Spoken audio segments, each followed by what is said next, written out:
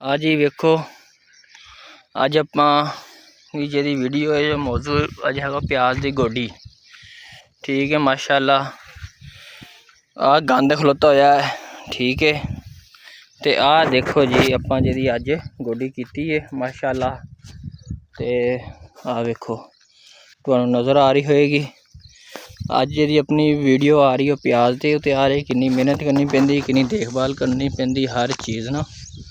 आ वेखो यदि आप सफाई की है इन्नी। ठीक है आज आप पट्ठे कढ़ के रखे ने जाके बकरियां पावांगे माल डंगर नूं।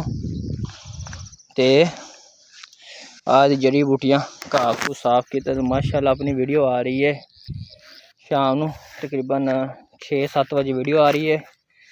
तो जाके तुसी वीडियो देखने वास्ते अपने वीरे रियान भाई दे नाल लेंदे पंजाब तो रियल किसान लाइफ नियर सिटी चैनल का नाम है। उत्थे जाके तुसी वीडियो वेखो वाच करो। पसीना आ गया होया। ठीक है वेखो तो मेहनत करते पे रोज़ा रखा होया माशाअल्लाह। काम करना पैंदा की करिए, काम नहीं करांगे तो खाम पीवांगे कितों, तुहानू पता ही है। ठीक है तो रियल किसान लाइफ नियर सिटी तुहाडा अपना वीरा रियान भाई चैनल का नाम है।